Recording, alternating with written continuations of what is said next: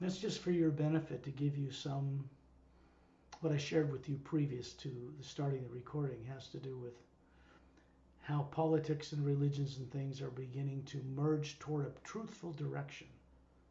This is very, very subtle, but it is taking place on the planet for the first time. And what is changing it is not being changed by the free so-called will of people on earth. It is being done despite their negative fear. This is a good thing. We need it. It's required. We're not alone in the universe. We never have been.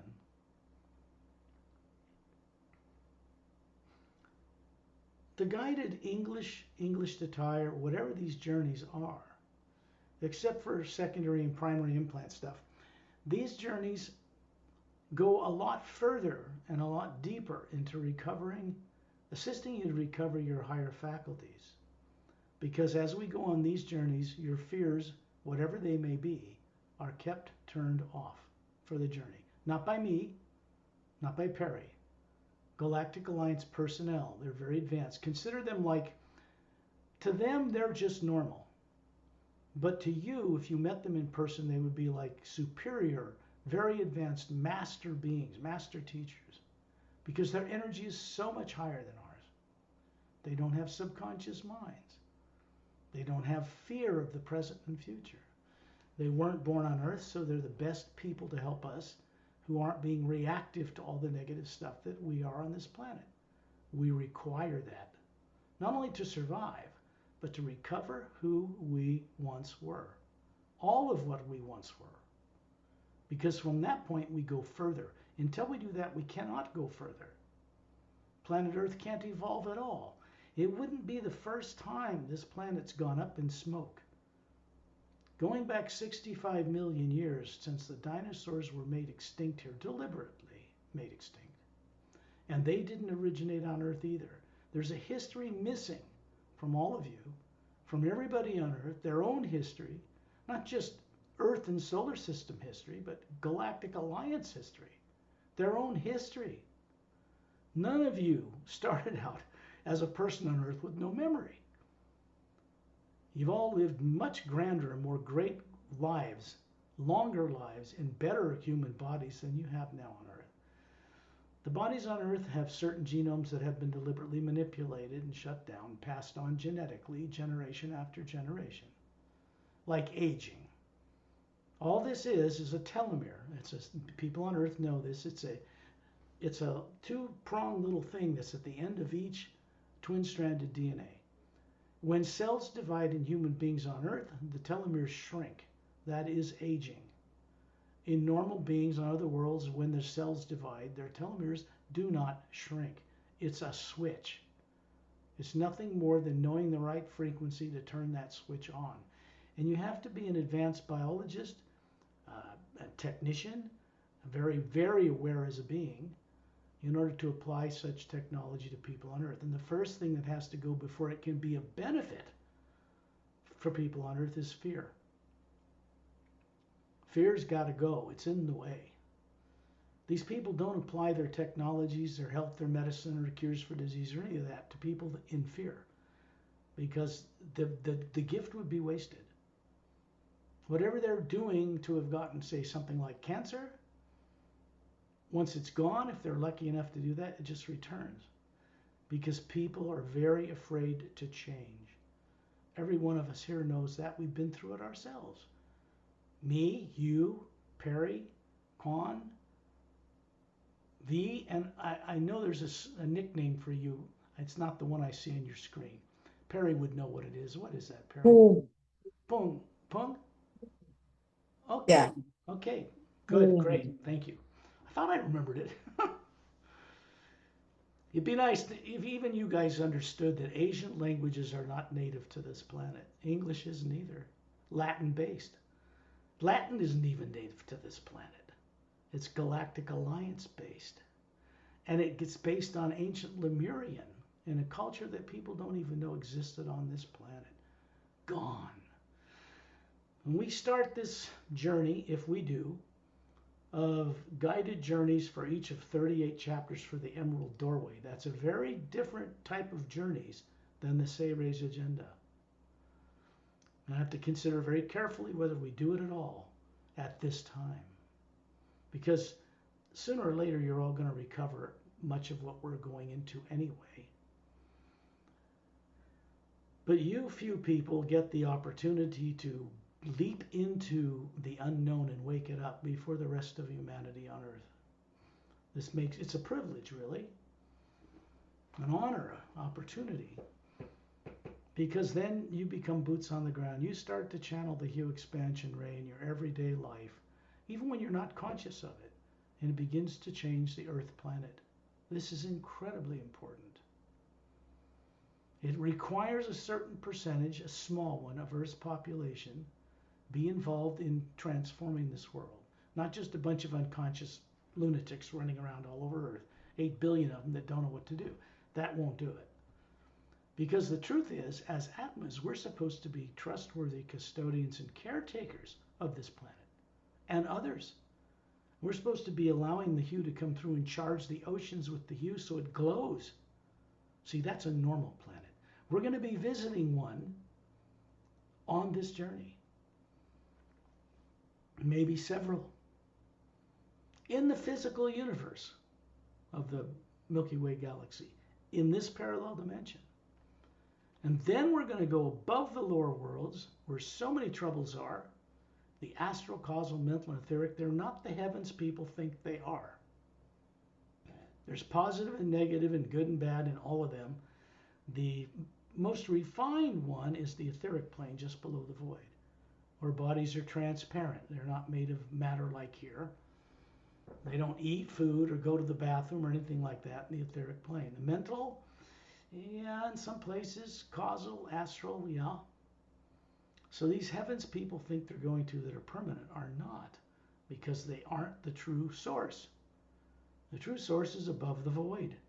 And if nobody on earth is taught what that's about or how to see it or how to remember it, how are they ever going to get there? Especially when they know they have the ability. All of you know you have the ability. I don't have to teach you that.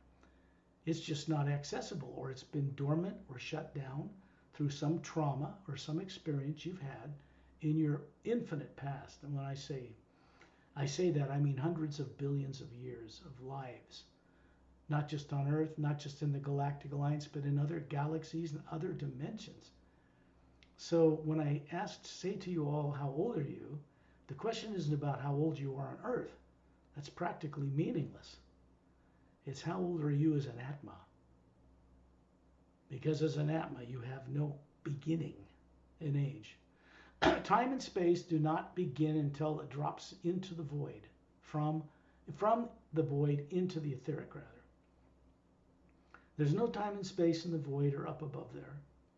And our nature is spherical, so our nature is timeless. Our nature is not limited to physical bodies that can age. They're not limited to DNA or molecules or atoms. What we are isn't comprised of any of that. What we are is part of the energy that supports all that, good and bad, or both, depending on how people choose to use their imagination. Unfortunately, people on Earth have been brought up from birth to use their imagination in fear of the present and future. It makes money. Peddling fear makes money. Governments and religions base their structures and their status quo on money. And this is all wrong. We have to deal with it, we all do, until it's no longer needed or necessary. There will come a time when no one on earth will even want it. Won't that be a day to be part of? Even as a free being playing and working in the Hue Expansion Ray plane and the Hue Expansion Ray Academy and in Satnam's realm and in the void and all the planes, I would still be here, one way or another, to witness this transformation. I've been working towards this with many others for billions of years. And now we have the choice, the chance, the opportunity to not just fix Earth, but the lower worlds of time and space themselves, which are quite broken in a sense. They work fine, but they don't change or evolve. And so the beings in them don't get to change or evolve either. Once you step in them, you kind of get stuck. So we're beginning to reverse that stuck consciousness. It's not something you have to learn how to do by being perfect, purifying your soul, or any of that nonsense. You're already that way. You already are, because the spherical being you are, which looks like what's on the front cover of the Emerald Doorway book, is what you really are. And there's no negative nature in it. You've never been negative. All that is in the energy field, electromagnetic field that surrounds the outside of what you are, through which we see the universe distorted, subconsciously distorted through fear. And now that this is awoken up in you, you all know it. This awakening this way is not reversible. You can't go backwards to the way you were. You're stuck with going home to an eternity and waking up and becoming a transformed being. And actually, we're going to go one place is to the Hue Expansion Ray Academy to rub shoulders with silent mentors. Why do we do this? Well, I can only tell you what I know so far. Rubbing shoulders with master teachers is one thing. Rubbing shoulders with silent mentors is an altogether other thing. They run the mechanics of all those stars and galaxies and keep them all working, and all the doorways, interdimensional portals made of energies. They understand how to use them. They connect the whole universe together. Where there's positive and negative streams that people are putting out from their mind and thought and imaginations into the void where no negative nature exists, and we can't bring any with us. It's impossible. So when we go on these journeys, your fears are being turned off by Galactic Alliance personnel. They're just like us, just not trapped. And they know how to do this kind of thing. They have to leave their bodies aboard the Emerald Star Cruiser stationed in the ice rings of the planet Saturn in our solar system. There isn't anything any Space Force or classified military can do with them in any way, shape, or form. They're way too advanced for that. And they're not here to fight back when their ships are shot at, when they've come here to prevent nuclear war. Because they did prevent nuclear war, and the ships were shot at by our own militaries. They didn't retaliate. Think about this. They never have. So who are the bad guys here? Them or us? Fear makes people do stupid things. I know from my own great experience with it. Fear is not natural. It's not normal. It's not your native emotion. It isn't even a kindred spirit to you. Fear is not part of your normal human Atma characteristic. It's an artificially created, implanted emotional state designed to be connected to whatever you're going through in the astral plane. And this trap goes deeper than implants.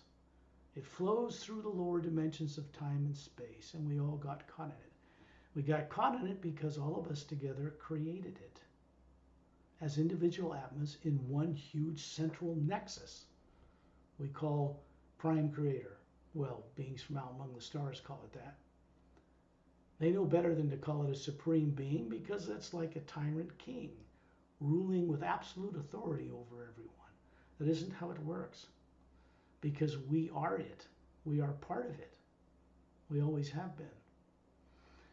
So that's the thing that's been forgotten. And before you ever got caught and implanted and put on Earth, you were already lost a lot of your access to your higher faculties.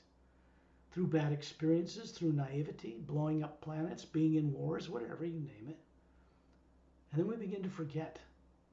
Or we get caught up in passions. We get caught up in families. We get caught up in so many little things that we don't even know how to go back across the void and go home.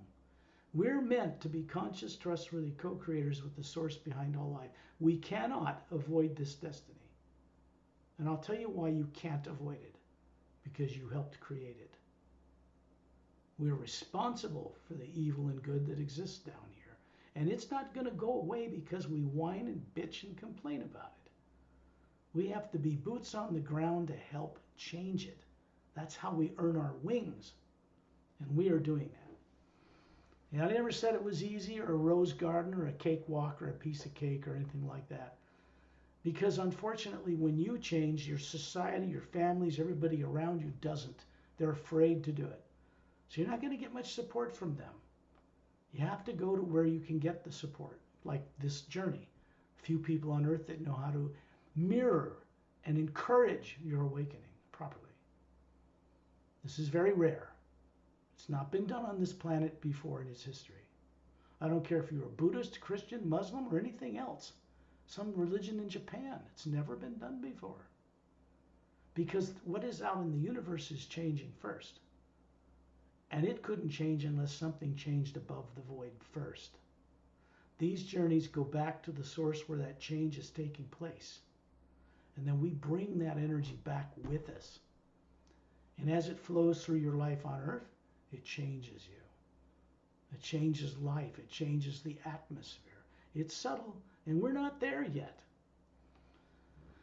We do have to increase that energy flow into this planet more than it is in order for this to go into kind of a viral situation where it spreads around the world. There will come a time when it will be officially announced. And when that's done, it will trigger the entire transformation of this planet. I don't know how to do that personally. Even as an advanced scientist and former ambassador, there are beings who really understand this collectively, scientifically, spiritually, if you will, how to transform stuck people with subconscious minds and fix it. It's a big problem. The only beings I know that can do it are beings that don't have the problem and haven't had it. These are our brothers and sisters. These are people not from Earth. You were one of them once, all of you. So it's like your own people who were never trapped have finally decided to help people that they used to know that are trapped. To me, that makes perfect sense. It just does. Let's go into the hue 5 times just to trigger the pineal gland, the center of our brains. And it's going to open a doorway so that this couple from the Galactic Alliance, who are standing beside you right now, not in a physical atom body, not in an astral body, not in an aura, they are standing in a form that looks human, well-dressed. It's projection from the white core of the Atma that they are. And all of you are doing exactly the same thing right now, showing them what you look like as a flawlessly handsome male about 36. If you're younger than that, well, here you're 36. If you're older than that, you go back to 36. If you're a woman, you're about 36 and flawlessly beautiful. Because this is the prototype way we share what we are. It looks human, but you got to remember, the human form had a prototype beginning before it was made into atoms and molecules and DNA. More advanced humans have 4-stranded DNA, not 2. And there's no telomeres shut down. And there's like the Say-Rays, and there are beings in 8-stranded DNA and 12-stranded DNA like the Say-Rays, who were the human prototypes for us long, long ago. Think of it as a lineage of beings going all the way back to source.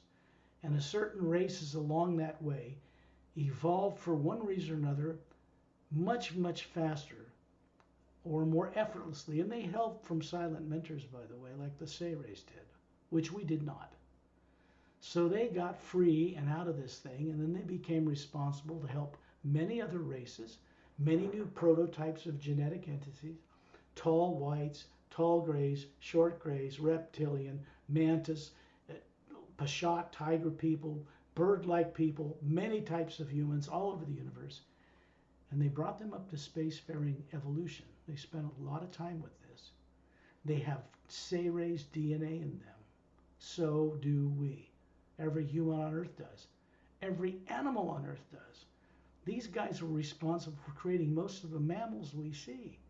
And every one of you had a hand in it long ago. So, part of fixing a world like Earth, the only one I know of it's as backwards as it is, in as many ways as it is backwards right now, is to bring to bear all those wonderful beings in a focus out of kindness for Earth and get it fixed. Because people on Earth are not awake enough to do this. This is known without a doubt. So we need their help.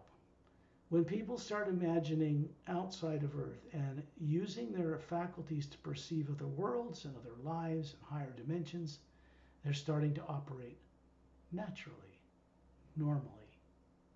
Fear in any form is the only thing that tells us we can't do that, or tells us we can't see, or we can't leave our body, or any of that nonsense.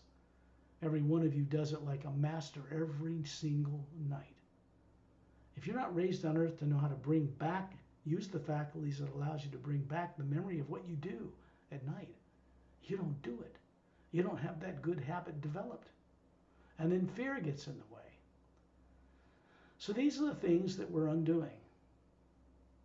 This talking with you that I'm doing is telepathic. It's a function of the you moving through me and through you for your benefit, and then to earth for the benefit of others. It is the only way it works. When I plug into that, I become quite brilliant about almost any subject anywhere, because I'm plugging into the source, the one omnipresent living power. It is not an individual. We are of the same power exactly, like a drop out of an ocean, spherical in shape. So this couple, this man and woman that look like Shantiel and Tonatiel and Dantian and Lamtian, I won't bother to describe them. You can get that from other videos. You know what they look like. The couple that's assigned to all of us are all different today. Even for me. There are many of them, about the same age, perfectly capable, look similar, different skin color, that kind of thing. Because Shantiel and Tonatiel and Dantian and Lamtiam are standing beside Torelli, and they're going on the journey with us just like we are. They get a break. They're getting a break. Otherwise, they have to spend their whole time taking care of you. Makes sense if you think about it. So the first thing to do is shut off all your fear of the present and future. That's already done. It can take care of itself when you come back. But when we come back, you're bringing back a higher energy, an energy that has no negative nature. And it is master over positive and negative things. It's source energy. You are source energy. When you're not fooled into believing you can't do this, and I can't see that, and I'm not smart enough to know this and that, and it's all just whispers of a primary implant program or something else from other lives that does that. None of it is true at all. The faculties of creation, co-creative abilities, are intact. They've never been destroyed. They've never been damaged. No reptilian or race or diabolical weaponry can affect anything in the Atma itself. It's not made of matter. It's not made of space and time. The lower worlds are. The void and upward are not. That's why the barrier is there. Let's send out the hue together. You don't have to sing it out loud. You do it silently inside, because there you can match my tones perfectly, flawlessly. You have no problem with pitch or having to control your vocal cords or anything like that. This is the Atma making the sound from the white core. When you see a body singing or using the vocal cords, it's the Atma sending that energy through the vocal cords that you hear in a physical body. When we're out in space, we don't use physical bodies. Even the bodies that you present to others have a type of vocal cord that could be heard in space, in the vacuum of space. But it's really telepathic communication. Atma to Atma. Perfectly clear, more crystal clear than speech on earth. I'll begin those tones now.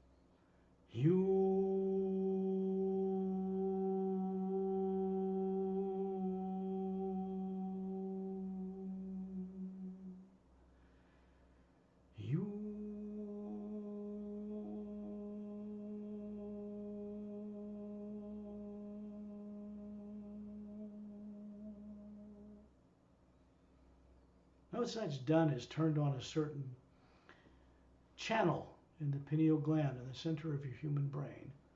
Your bodies are in the trance state called sleep. You're all masters at it. You do it every night. There's a difference between doing that unconsciously and doing it consciously. What we're doing on these journeys is doing it consciously. All of you are. It connects to the energy of the hue that is outer space, meaning the entire outer space that surrounds planets and moons and suns and stars and galaxies is the hue, expansion ray itself. Divine Spirit, Holy Spirit, whatever people want to call it. They pray to it all day long asking for things, but they don't really create or co-communicate with it. There's a big difference. Everything being said and spoken is coming from source energy manifested into words that aren't just words like sentences, they're holographic pictures containing sight and taste and touch and sound and smell and everything I want to communicate to you. And you are fully capable of receiving it accurately and sending it accurately when fear is turned off. It's not a faculty you need to relearn. You just do it naturally. You did it at the beginning before you started playing in the lower worlds of time and space. So I would show you guys a body that looks about 36, like Captain Calum in the Emerald Doorway. There's an illustration of him because it's closest to what I show other people when I'm on these guided journeys, like all of you. That self is not limited to the life you have on Earth, but it is capable of changing the life you have on Earth. Now that's interesting, isn't it? The hue has connected us not only to Turelian and up through a vortex which is waiting for us, it's connected to the void, deliberately bypassing the lower planes of time and space. We don't want to get buggered up in that. Not now. We want to go get energy that has no negative, covert, backstabbing nonsense in it and bring it back with us and let it flow through us on Earth because it changes us. Your co-creative part is to go on the journey to go get that because you will be picking it up on the journey. And it'll be made clear to you in no uncertain terms that that is what you're doing. And then we're going to stop by your etheric body on the return journey, your mental body, your causal body, your astral body, where all motion comes from, and your life on Earth. Because they need to be wakened up and helping each other, aware of each other, and helping you hear. It's the Atma you are that's going on the journey. And the Atma you are is master over all those bodies on each plane. Whether you know it or not now, or accept it or not now, it won't change the truth. Waking up to this and accepting it helps change you on Earth.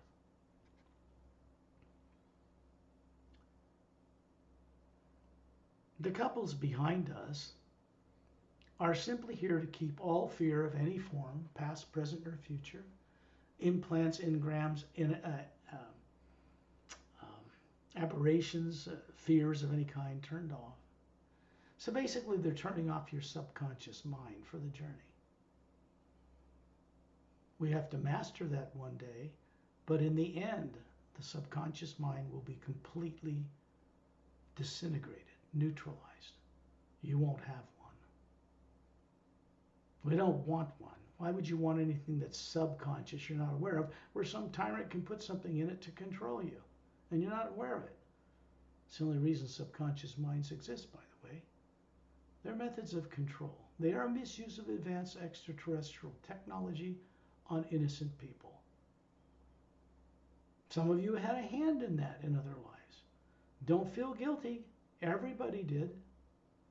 It means you're not that way anymore, or you wouldn't be on this journey.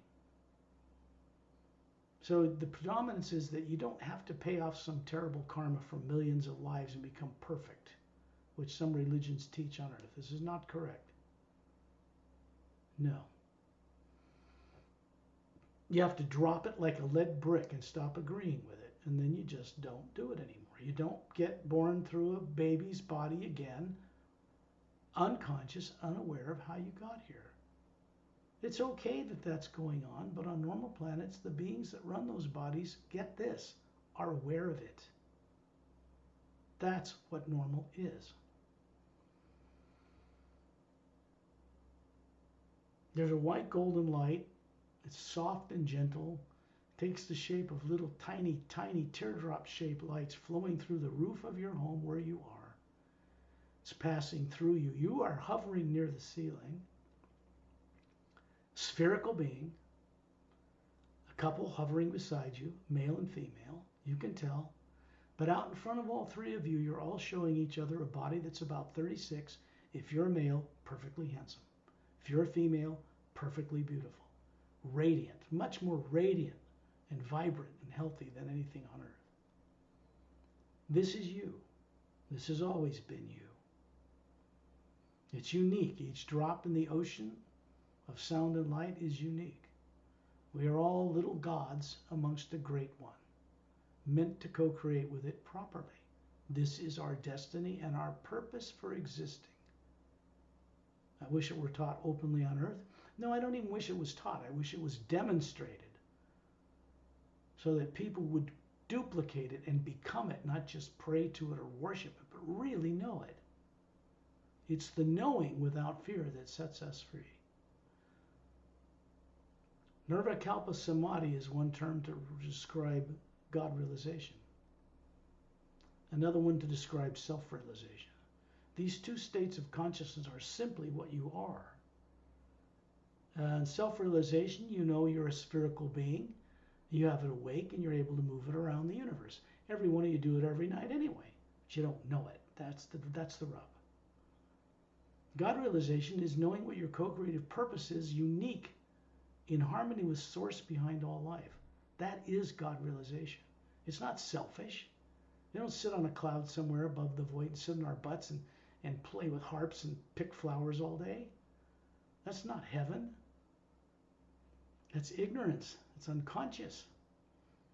Beings that are advanced are busy all the time.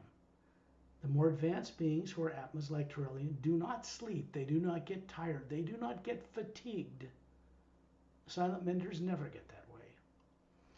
And more advanced master teachers do not get that way either, because they are really normal. This is what we're endeavoring to recover. The white golden light passing through you is going through you for your benefit. Yes, it is, but it's also passing beyond your home into the atmosphere of Earth and doing whatever the heck it wants. The Hue expansion ray is doing with all the other people on Earth whatever it knows best to do with them as part of an overall manifestation of something that's never occurred before. It happens to be passing through our solar system now for the first time, and through Earth. This is why tariffs are being balanced and wars are coming to an end. It's all part of it. This energy passing through you imparts to you the wisdom to know that this is not being orchestrated from Earth by anybody on Earth or any government or any religion. It's way, way vastly beyond any of that. What's making these changes?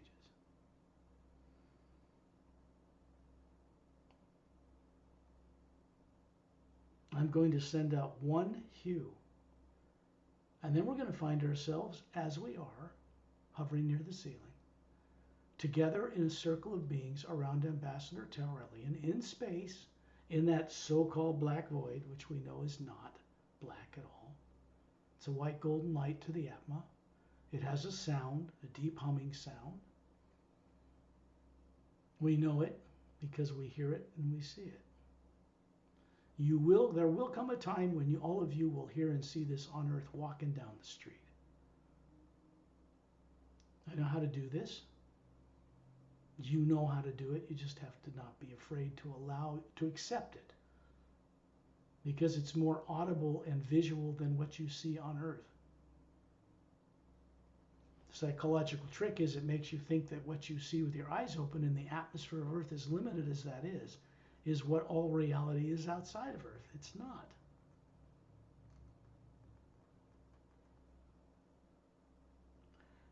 You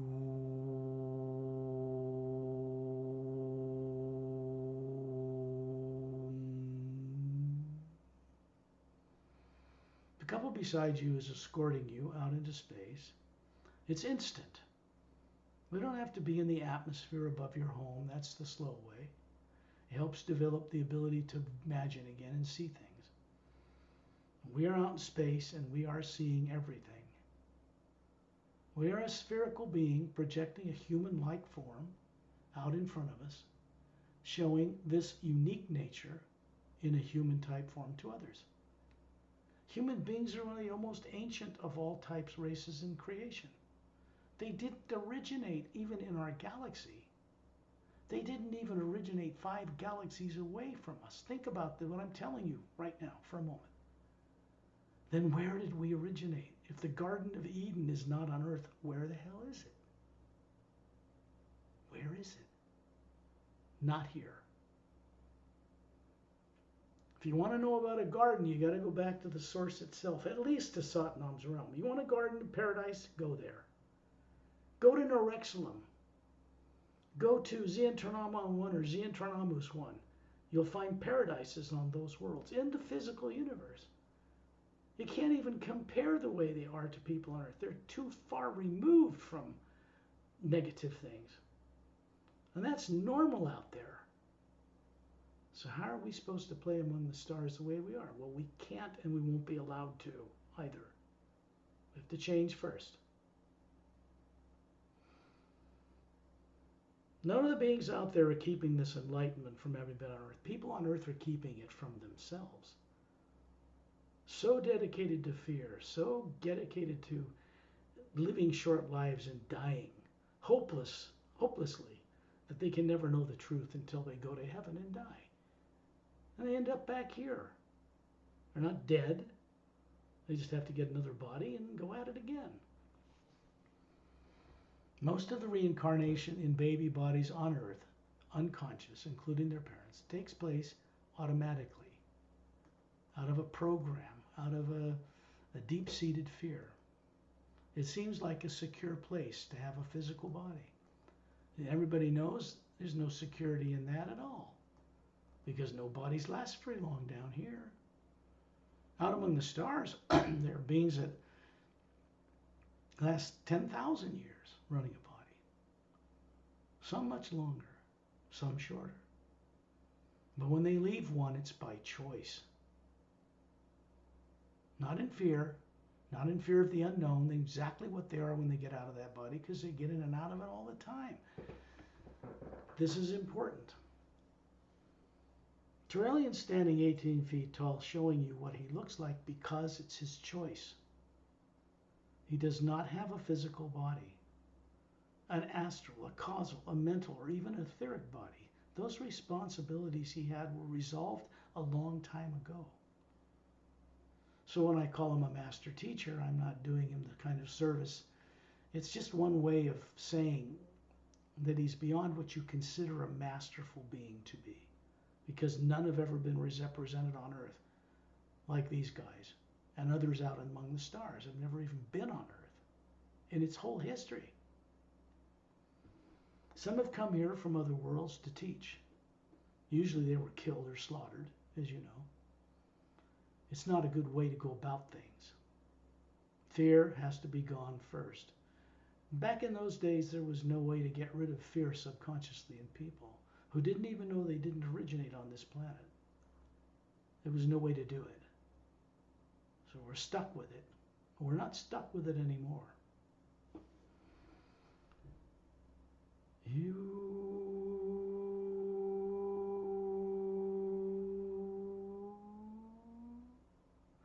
What I'm doing is sending a hue up above Turelian, passing through certain masterful beings. It goes through Satnam. It goes up this vortex, which is already in place for us. A white, golden, hourglass-shaped vortex turning clockwise slowly, perfectly formed. A blue-green energy flowing around it at a slightly faster time rate today. It's not made of atoms or molecules. It's not made of nuclear energy. Neither are we.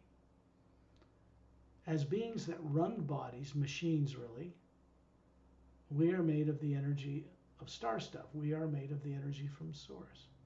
It is energy, but it's not, individual beings are not in existence as spherical drops from a mighty ocean by putting bodies and DNA together. That's for just playing in the lower dimensions to experience things. That was the original idea. That idea is broken. That idea failed. The old experiment of good and evil to cattle prod a person to get spiritual logic quickly by bringing their feet close to the fires of hell backfired. Because beings got more entranced by the genius they thought was evil. When evil has no genius. It's just distorted truth, bent, twisted like a pretzel. It cannot be figured out. There's no answer at the other end of that kind of search. So it has to be dropped. Ramu is standing near the earth, 6 foot tall, maroon colored robe, simple rope for a belt, sandals, short cropped curly black hair and beard, swarthy dark brown skin, coal black eyes, holding his crystal and staff 6 feet tall with the Egyptian symbol for eternal life atop it, the Ankh. That didn't originate in Egypt or on earth either, folks.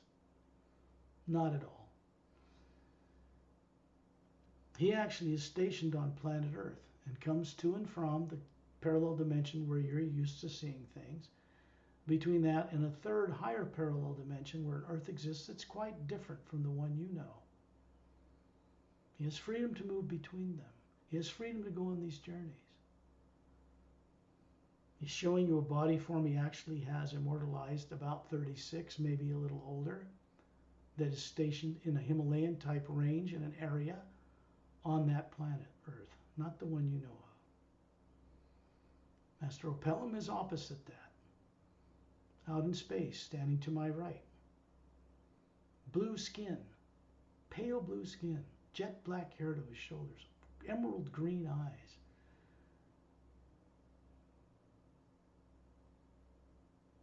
He is human. The genes in them, including the Sayre's DNA, although they're 4-stranded, can mate with a human on Earth. Wouldn't be a good idea. I wouldn't recommend it, but the genetic history for many basic beings and races in the universe is so close that this is possible. This is why in ancient times it's talked in Greek legends that there were these ancient gods that were giants that mated with earth women. Occasionally an earth woman would mate with an extraterrestrial male. These are what you call myths or nice stories about things they've long forgotten. Before recorded history, long before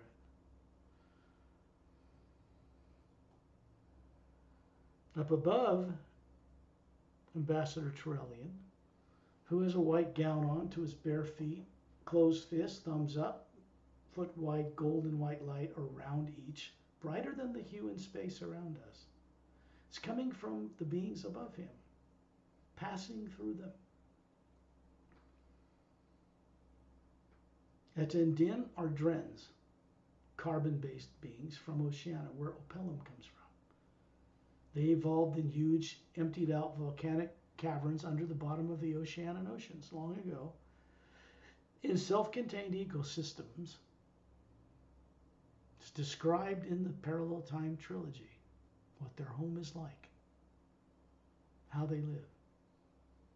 They evolve with the ability to fly through the air. Their tails create a charge. They create an electromagnetic field around their bodies like an antigravitic spaceship, and they fly in atmospheres.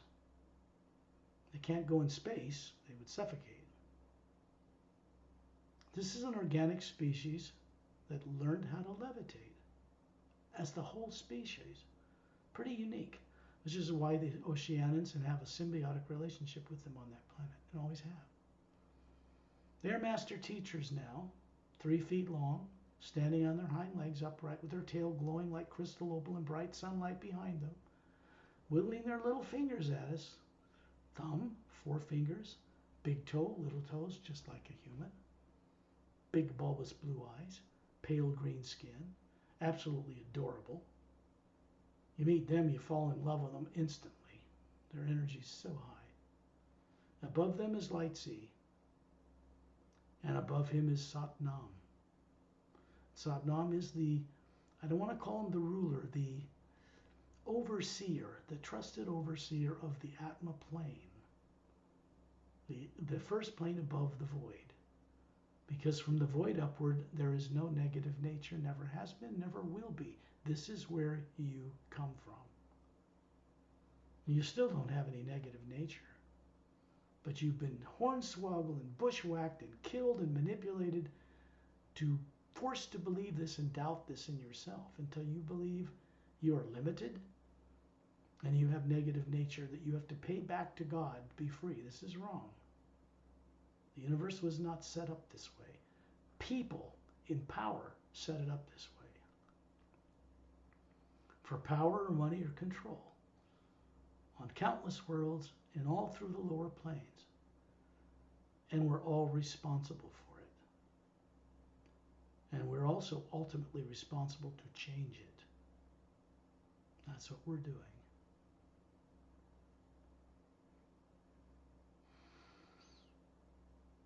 The hourglass-shaped golden white brilliant vortex whirling above Satnam has a narrow opening. When you look up at, even from where you are in space around Trillion, you can see the other end of it.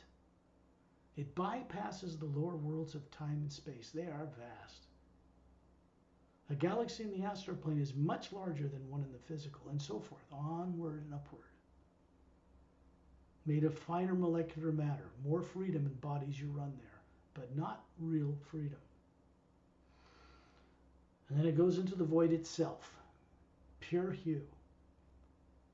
And then it continues above that to Satnam's realm. And then it continues above that to the Hue Expansion Ray Academy. This place was built, deliberately put in place in eternity up there that never existed before, to train people to do things in new ways that have never been offered before. What does it mean? The hue is the omnipresent first sound behind creation, divine spirit, whatever you want to call it. The Hue Expansion Ray is altogether something new. It's a conscious, living, omnipresent power changed within itself, moving through the hue, throughout the universe, changing things when and if and where it is best to be done. So we create that change, but we also acquiesce to it. We also submit to it because it's the one power, and we're with that one power. So when we operate with it, we co-create new ways of doing things in it, but we also listen to it. We also cooperate with it, changing things. If you want to change a planet as big as Earth and 8 billion people, you got to have source energy to do it. And masterful beings quite beyond Earth to channel it to do it. That's just the way it is. The energy coming down through is a bright white golden light. It's coming down through Satnam, through Light C, down through Etendin, through Trillion, and out through his closed fists with his thumbs up, always very positive. It's putting an oval, transparent, golden shield of light around all of us in a circle. There are the couples, don't forget them, from the Galactic Alliance. If you want to ask their names, they'll tell you. You have to be ready to accept it. They might tell you here and you won't remember it when you come back from the journey, but you will remember it one day. So they're standing beside you, and then in between each of us and them are another couple of master teachers. There are 10 of them. Shantiel and Tonaltiel and Dantiel and Calamtiel are standing beside Trillion in the center of the circle. When you look up at Satnam again, you notice there are now 2 couples appearing, standing to each side of him. They are alternating male, female, male, female, left to right. They have a different colored pastel gown on, not like a light sheer bathrobe or something. Hard to describe. Different colored skin, different colored gowns on. You can't see any facial features because They have hair to their shoulders, long and beautiful. These are silent mentors. They do not have facial features like us. Their prototype they show us looks human, but it doesn't have facial features. You look into the light in their face and you see galaxies upon levels of galaxies throughout the multiverse. They live and breathe and think this way. They can move anywhere in it instantly without any limitations and carry out a mission in any form they choose, and you wouldn't even know they were there. They manage the whole creation, keep it all together. There's nothing wrong with the creation. There's nothing wrong with planets and galaxies and doorways between dimensions or any of that. It's the people running bodies that have gotten stuck, and they're part of source of God. Prime creator. So a good percentage of prime creators is stuck down here too. It can't change unless we go back. We were meant to come down here and go back. Problem is, only in the beginning did people go back, and then they stopped doing it. So the universe has stayed stuck like this for a very long time.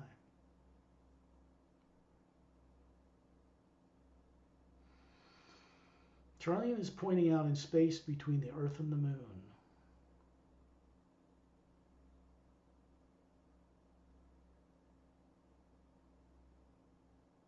There's a flash of white golden light. The sound of this humming, almost like thunder, but gentle, no lightning, increases. And we're literally like a teardrop of light, this oval light around us, shot out into space high above the Milky Way galaxy. Instantly, hundreds of millions of light years, we're looking down on the galaxy. It's brilliant. Because as the atmosphere, you don't see it just like stars. You see everything glowing. Every form has its own light. You can see a planet, kind of bluish green, all the way down there, not in the galactic core, but a third of the way outside of it, down in this big cluster of stars that you can see. Trillian nods, and we're suddenly hovering above that planet, all the way down in the Milky Way galaxy. We stop above it just to look and see the next galaxy over from us. The nearest neighbor is Andromeda. It's a spiral galaxy, a little bit bigger than ours. Our nearest neighbor. Cepharis, the distant wonder. Medullanta, it's sometimes called. But not by people on Earth. People call it Andromeda. And we're above this atmosphere that is 4 times bigger than Earth. Pinkish, almost a little bit of violet clouds, very subtle, luminous. Golden colored oceans on the planet, several continents near the equator, no polar ice caps. 3 planets the size of Earth, no polar ice caps, orbiting this bigger planet. Just as fine as you can be. Out in the distance, you can see 3 suns that these planets orbit. 3, big blue one, great big yellow one, bigger than our sun, and a smaller yellow one like our sun. Those 2 suns orbit the bigger sun. It's a trinary star system. Most of the suns in the Milky Way, as scientists on Earth now know, for the first time in the last year or 2, are binary, 2, or trinary, 3. Earth is unusual. It's only 1 sun. This creates imbalances. This has problems. People that live on worlds that have 3 suns do not have polar ice caps on those worlds. Think about that for a minute. What would be the advantage of having a human life on such a planet? Planets whose oceans are charged with the hue, like this one. You're looking at Zetronomy 1. It is the governing central planet of the entire galactic interdimensional alliance of free worlds. And that existed long before you were ever around down here. That was begun 500,000 years ago. Tinker toys in terms of the age of the universe. Seems like a vast period of time compared to one lifetime on Earth, right? But you've all lived lifetimes with 10,000 year, 15,000 year lifespans, a few of even 20. This is in your past, not in your future. Now we're moving through the atmosphere all around Turelian. Keep us all focused. We find ourselves hovering above a big, long, curved, white, glistening white dome. Little flecks of gold in it, something in the material. It's translucent. You can just see images through it. It's not completely transparent. There are tall, thin pyramid buildings and spherical, glass-like crystalline buildings and waterfalls and lakes and walkways. This isn't like a congested city on Earth. It's a governing complex. People don't live here. They teleport here from all over the planet. They don't live in skyscrapers or anything like that. I got rid of that stuff a long time ago. That means to us, the technology to change Earth exists and has existed for ages. But it has to be brought here openly for it to be put to use on this planet. We're going to have to be respectful of life from other worlds, of each other and ourselves before such gifts will be brought here. Just common sense. You were once them. It's common sense to you now. I know you know it. People cannot be operating from fear and making political and weapons and warfare decisions out in space, fighting over other people's property that's already occupied by far more advanced races. That future Star Trek-ish kind of thing is never going to occur in our future. There will be no warp core-driven radioactive engines running spaceships 2,000 years from now. They're illegal, outlawed, cannot be used, destructive, deadly. Think about it. Would you choose to use such energy if you had the hue itself as an alternative source for energy? Space itself? 0-point energy, the energy of the universe? They know about that on Earth. They know it's there. They just don't know what to do with it.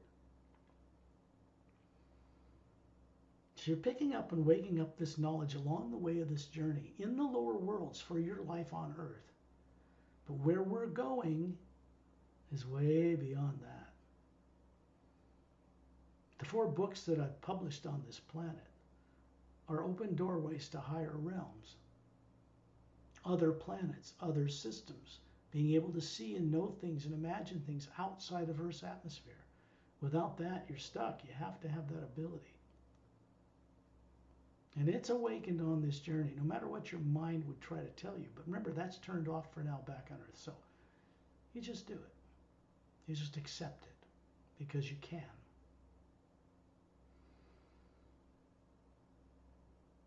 In the distance, you can see a beautiful, curved, golden, sandy, glowing ocean, but that water beyond it is glowing gold.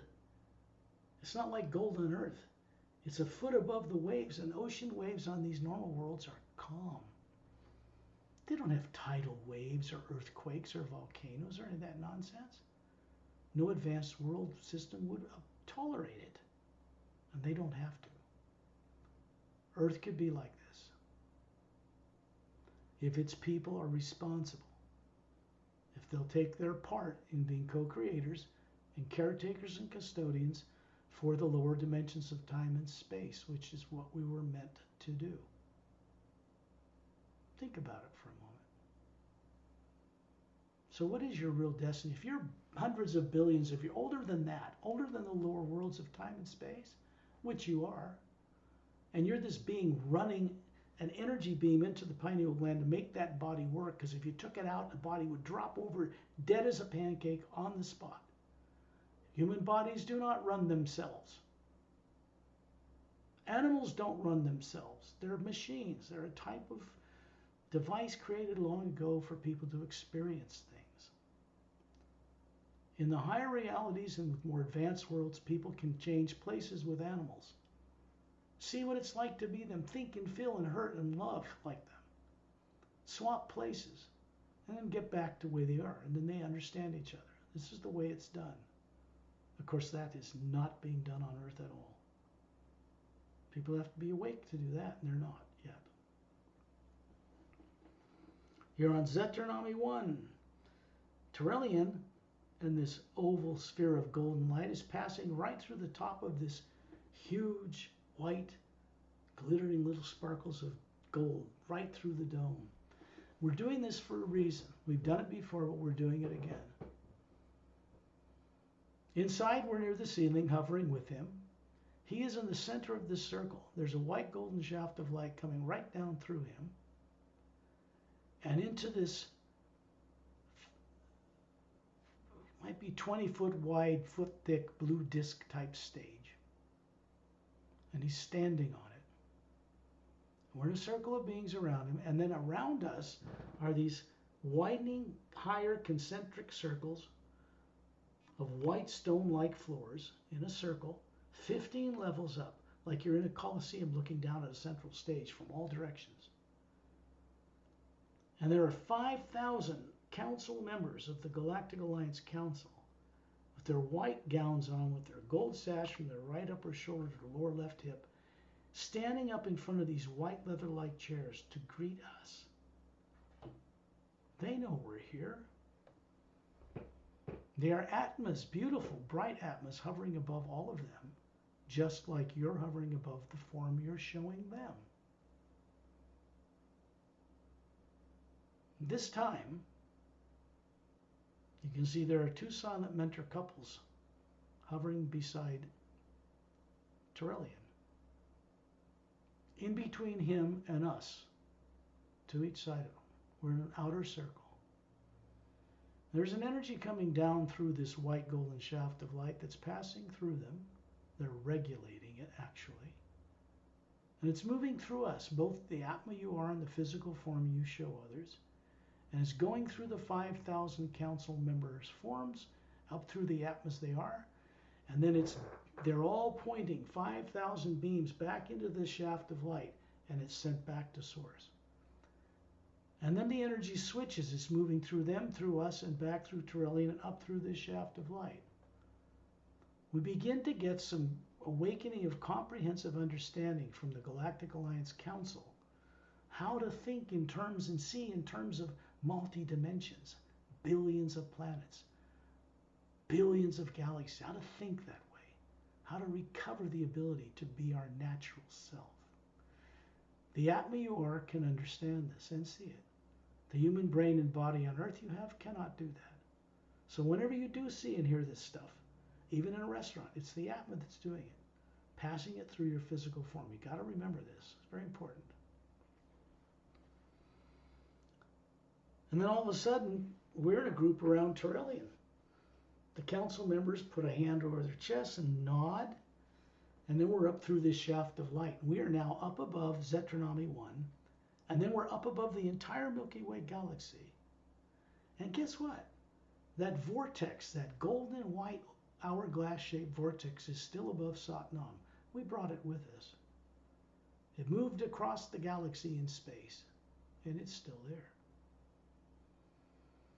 Turellian points upward, and we're suddenly shot up into this vortex following Satnam and the silent mentors who are leading the way. And we pass all the way up through it in an instant and come out of it. Beautiful. It's brilliant, but what I call a pale blue, cobalt blue light everywhere.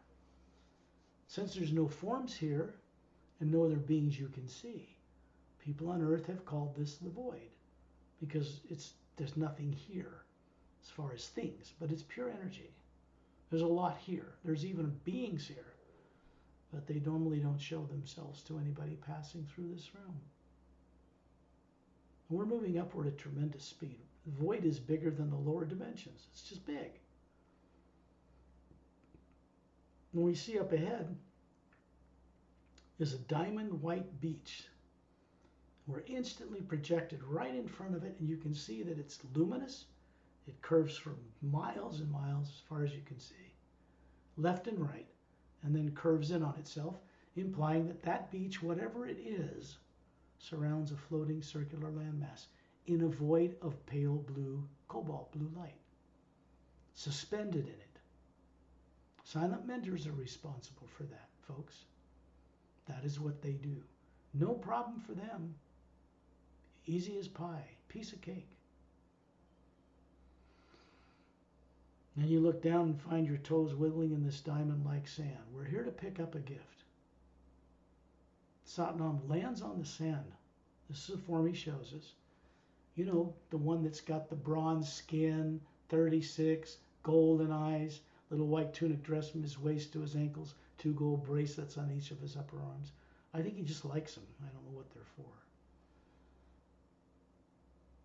And he points to the sand, and you see a single grain come right up in front of your face. His body form that's not made of matter.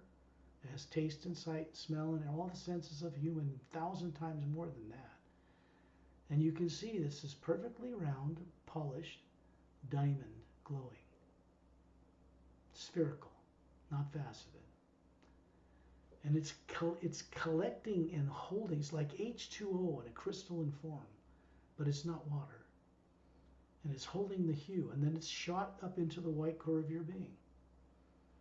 But it goes up through your body from the sand first. It comes down, up through your body, and into the white core of your being. And it makes it a little brighter. It's charging it. It's bringing some energy that has no negative nature and charging the center of your being. The hue gets into Earth's atmosphere. You get some of it, or you wouldn't be alive. Your bodies would stop working. But not as much as is needed. So we're bringing some with us here. It goes out to all the layers of the teardrop-shaped layers, which have depth to them, many in each layer.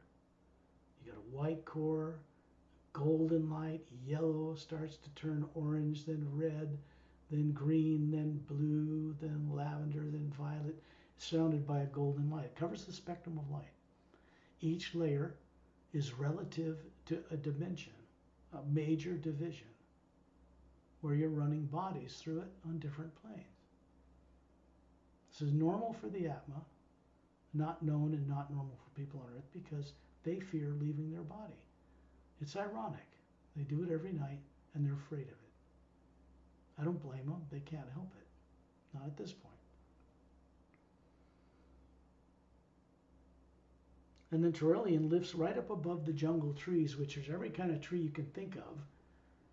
Massive compared to trees on Earth, but the trunks are transparent and luminous.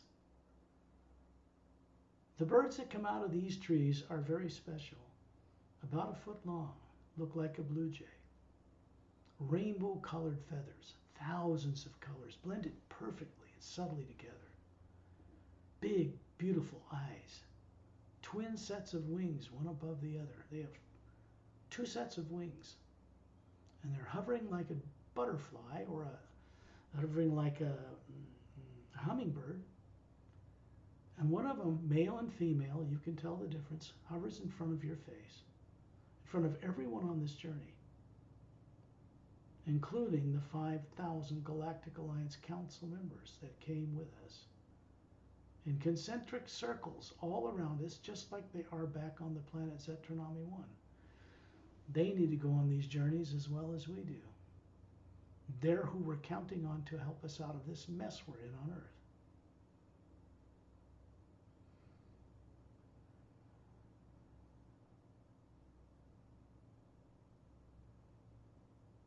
These birds hover in front of your face and then they sing.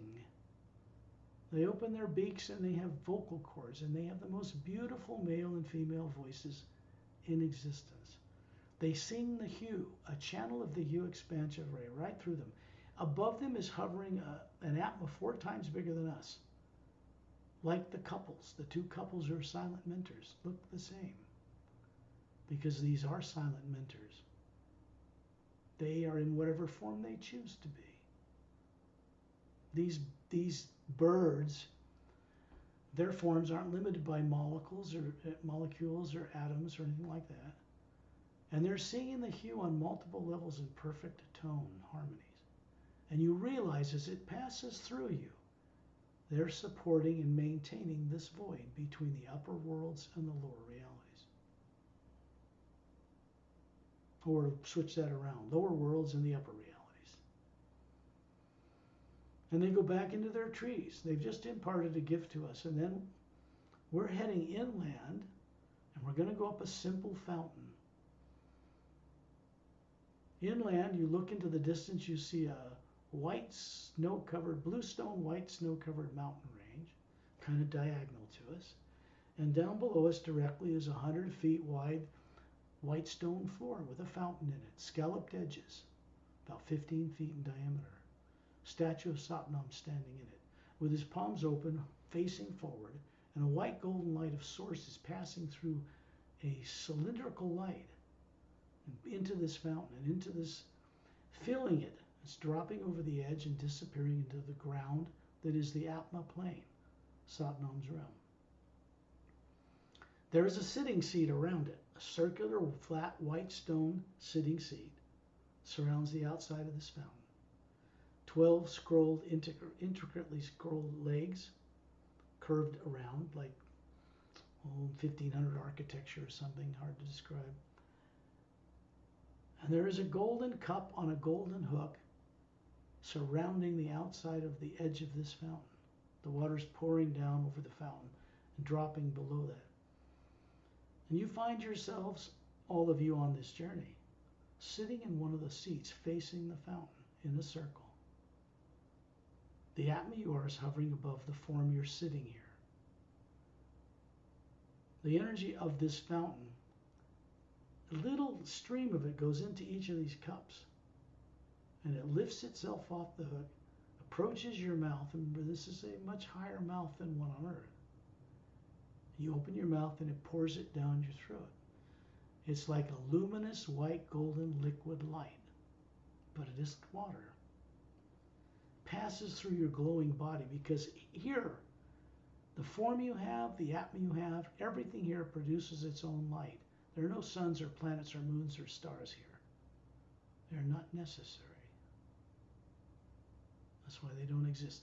Places like the Atma plane, the one above it, the Hue Expansion Ray Academy, are held in place by silent mentors, by beings. Planets and moons and suns and stars and hot and cold, they're not necessary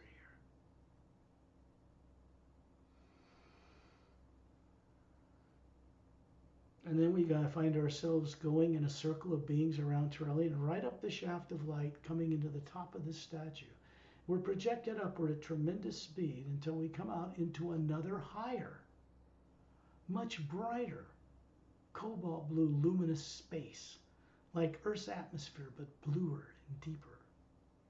There's no planets or stars here. And out in the center of it is this huge floating circular landmass.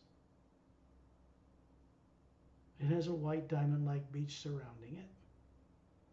It's glowing brighter than in Satnam's realm. 6 snow-covered mountains, blue stone, in the center, way in the center, surrounding a tower, blue glass-like tower. It comes to a point. We know it comes out of a white island surrounded by a blue-green lake.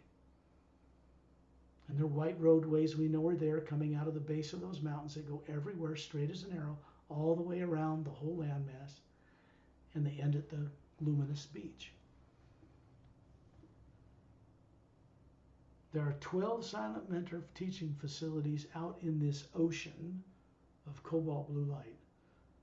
Outside or a distance away from this beach, on the beach you can see a single blue-green luminous wave crashing on the beach in a continuous roll, circling the outer circumference of this landmass.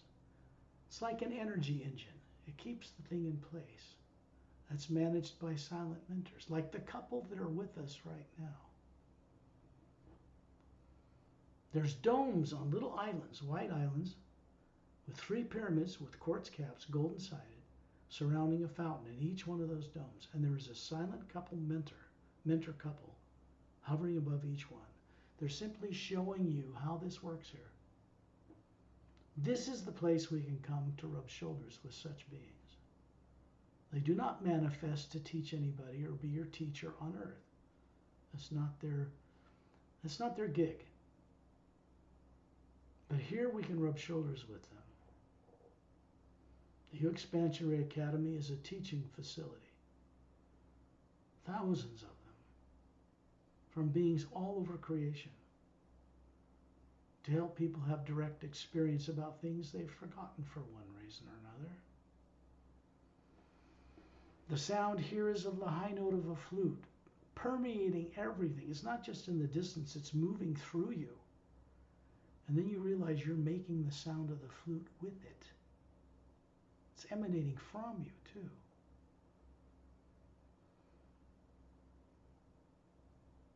There are 4 teaching facilities on this huge circular floating landmass. 1 in each quadrant, north, south, east, and west. There is a big teaching facility among master teacher facilities all over this landmass, but in the center, hollowed out center of the U Expansion Ray Academy are 12 trees, like giant weeping willow trees, luminous. Near the interior circumference of this oval hollowed out area inside the U Expansion Ray Academy. The U Expansion Ray Academy tower, this blue glass-like thing, is on the surface. Below it is a hollowed chamber with a white golden light coming down a shaft of light into its exact center. Turelian is hovering there. And we're in a circle sitting in white leather-like chairs, facing away from him, looking at these trees. Standing above them is alternating male and female, a silent mentor. Blue gown, green gown, red gown, yellow gown, violet, all the way around. 12 different shades of pastel light. Long hair at their shoulders, different colored skin, no facial features. And above them is hovering their real self, the spherical Atma, 4 times larger than us, twice as many teardrop tape faculties in them. What they're doing is moving energy through us and up through Turelian and up through the shaft of light one way, and it's going the other. So that we get to experience a little bit of what it's like as the Hue expansion ray from source passes through us. It imparts some of their brilliance to us. We begin to realize that what they are is potential in us, but different than has ever existed before, because we're prototypes. We're becoming a subtle blend of silent mentor and freedom in the universe and the love and care a master teacher has for a student. Something new. This is where this is brought into existence, where no negative influence exists.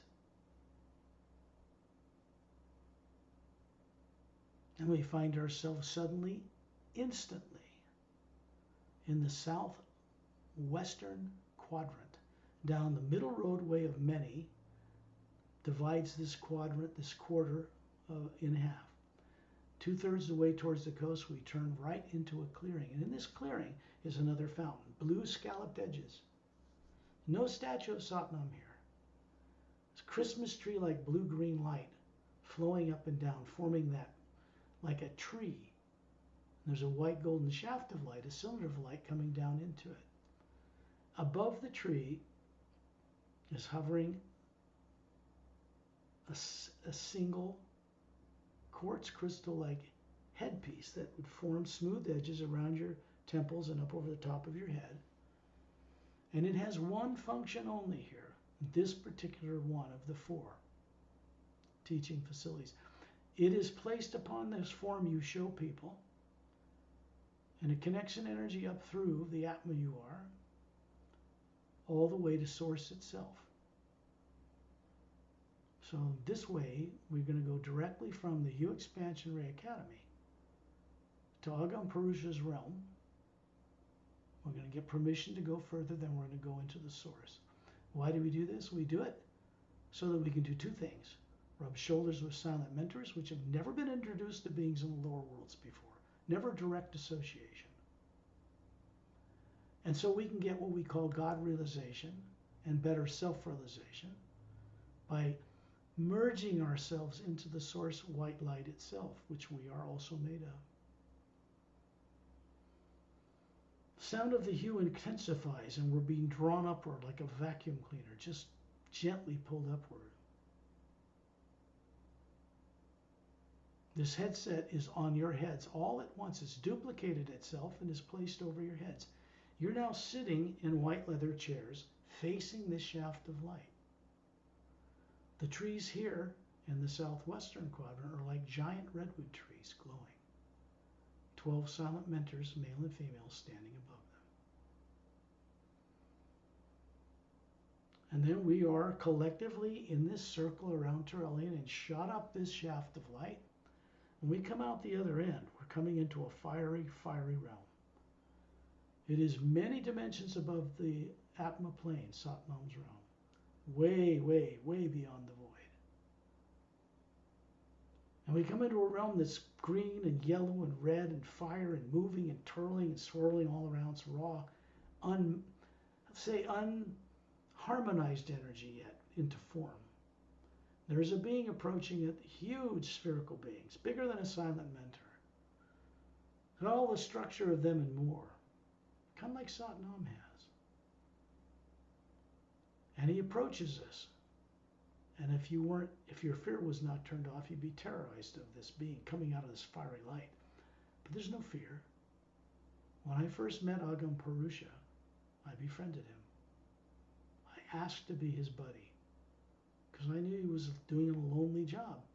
Not that he feels loneliness like people on earth do, because he doesn't, but he manages all the raw power of eternity and regulates it like a generator down into the lower planes, into the U Expansion Ray Academy, into Satnam's realm, into the void, the etheric, the mental, causal, astral, into the earth world, into Zetranami 1. And he is pointing to a tree whose roots are so vast and so big they disappear into the fiery light far below us. The top of the tree, coming to a point, disappears in the fiery light above us. The trunk of the tree is a golden white light. It looks like a massive silver golden fir tree. And we're moving through it as a group of beings, right through the branches and the needles. And as we pass through these needles, you see a planet, a place, a doorway, a portal, an ocean, a mountain range. You see all these things represented in these needles on these individual branches. The trunks represent major channels of energy into the lower planes. The little needles coming off of them represent places, like in a galaxy, planets around a sun, things like that. So it's called the Tree of Life. It's a humming vibration pulling us upward. The whole group of us are shot up this shaft. When we come out the other side, we are now in the realm of Source, Prime Creator. Here, the cobalt blue light is just brilliant beyond description. And one thing exists in the center of this place, a silvery golden galaxy turning on its axis. And you think there's stars revolving around a nucleus like a galaxy. But you can see through that white light and see there's an island in the center of it, in a void, inside it. And we are moving as a group through these individual outer stars that have great distance between them. And as we pass through them, we can hear the celestial sound of the source. It's like a million orchestras playing music you can't even hear on Earth. It's humming at us with a deep high note of a flute. As we pass between these stars, you instantly recognize that they are beings, not stars. And you're one of them. You always were. So your true self has never left this source energy. The rest is, they call it illusion if you forget what you are and who you are. But it's not illusion if you don't. There's just places to visit. And as we pass through these massive numbers of beings circling the center, we come into a void. And in the center is a white island. We're suddenly projected there. And in front of the white island, perfectly formed disc-like white island, there's this huge, massive, Atma-like presence. Millions of layers of colors and faculties. Colors beyond light spectrum that people know on Earth. And we're suddenly shot into the right between some of these teardrops, which have vast distance between them. And then we're in the middle of it. We are spherical beings hovering as a white core in our being in the source itself. The sound is vibrating through us. It's moving out through us into the universe. It's going down the planes, it's going into Agam Purusha's rooms, going back to Earth and coming back. It comes back through these interdimensional doorways, which are the nucleus of a galaxy. It is a generator Light and sound comes through that doorway. To an atma, the center of a galaxy is a white golden light. It's not a black hole. It's just because human eyes can't see that high a frequency. At least those on Earth, anyway. And then in the middle of this, you hear a presence, a voice come out of nowhere. Deep baritone male voice mixed with the celestial qualities of the finest feminine voice. It is not male or female. It is a presence. At the nexus of all that is. All atmas in all of creation comprise and make up Source, Prime Creator. Always have. So collectively, there is this presence that will speak with you. And it will say to you, welcome home. It always says that first.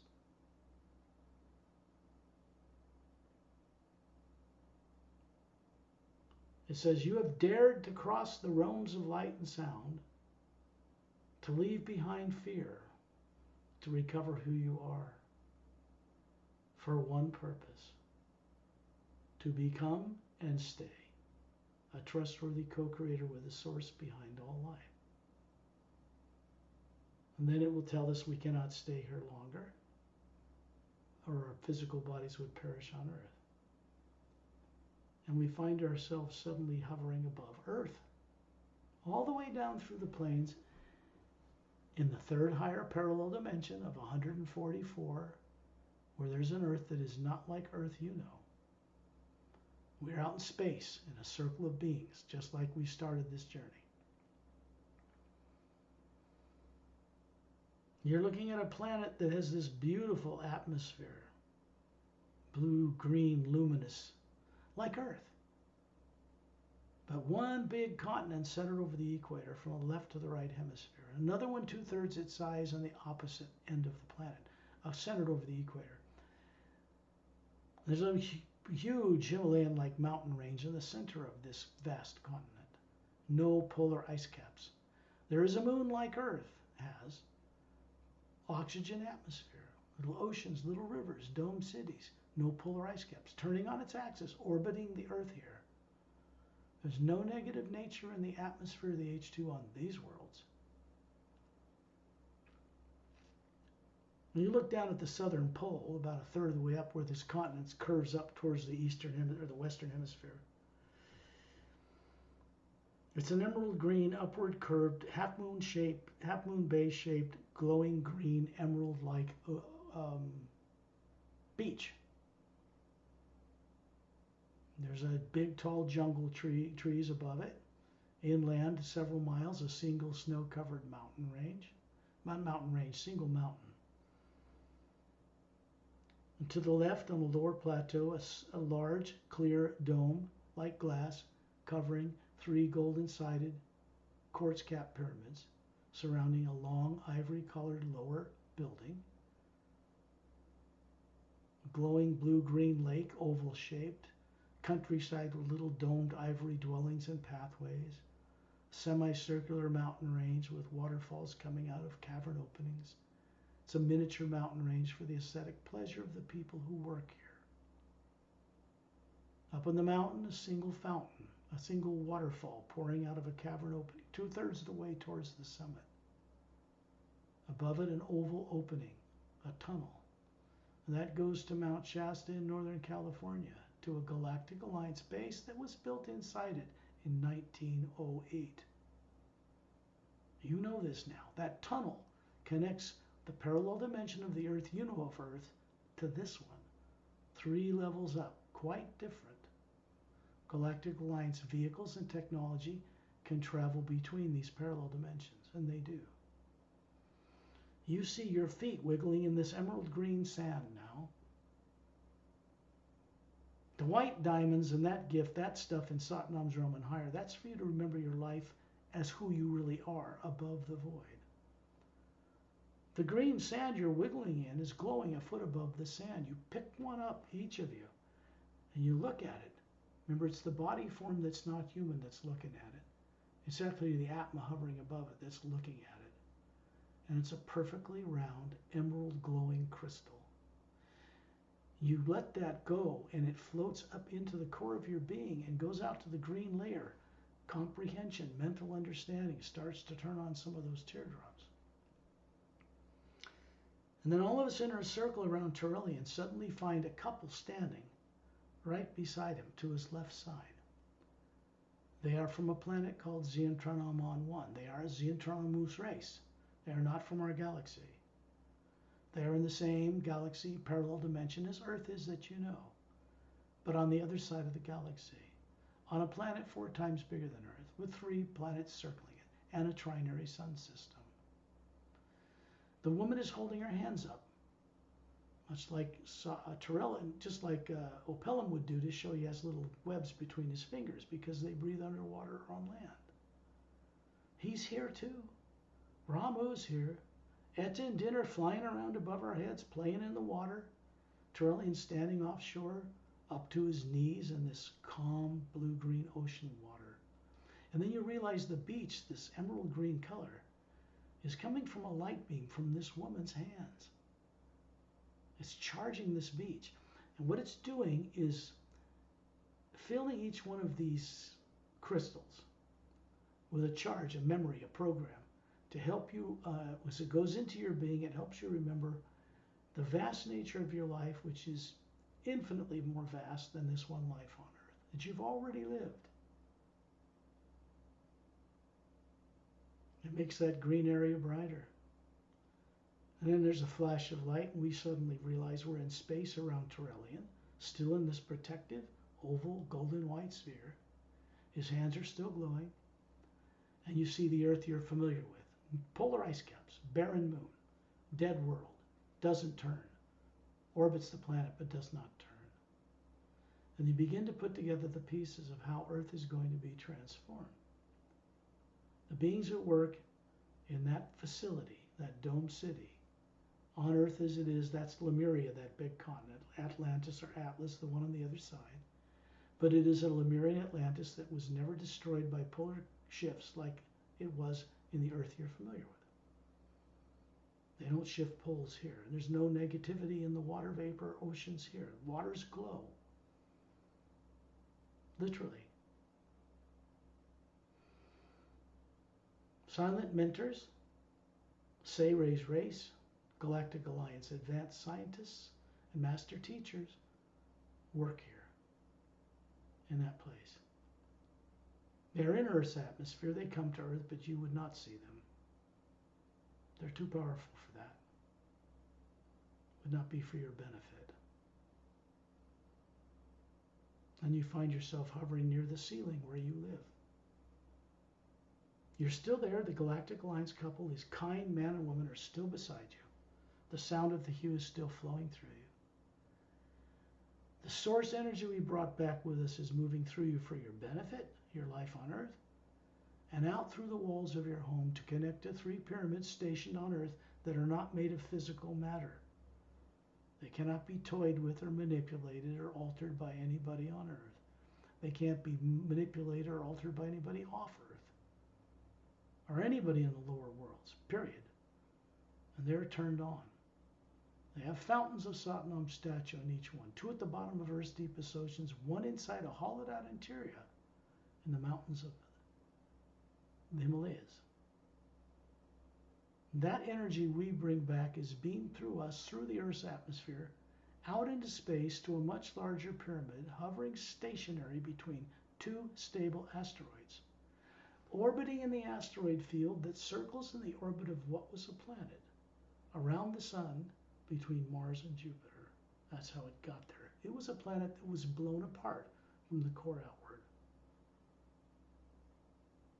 And that is beamed from that fountain in that pyramid all the way to the center of the galaxy, up that white golden shaft of light. It is continuously moving one way, through us and onward for the benefit of others, and back to source. This is what the sign of infinity means, like an 8. Up and down, back and forth. Because you've brought this back to your body on Earth, this is a natural process. You don't have to be worried about how it works or if it'll work or that you'll fail at doing it. It's nonsense. That's mind stuff. It's working through you for your benefit, and it will continue to do so. You're back. When you're ready, open your eyes. And I will bring this recording to a close so that we don't have it too long. We can have some questions and answers.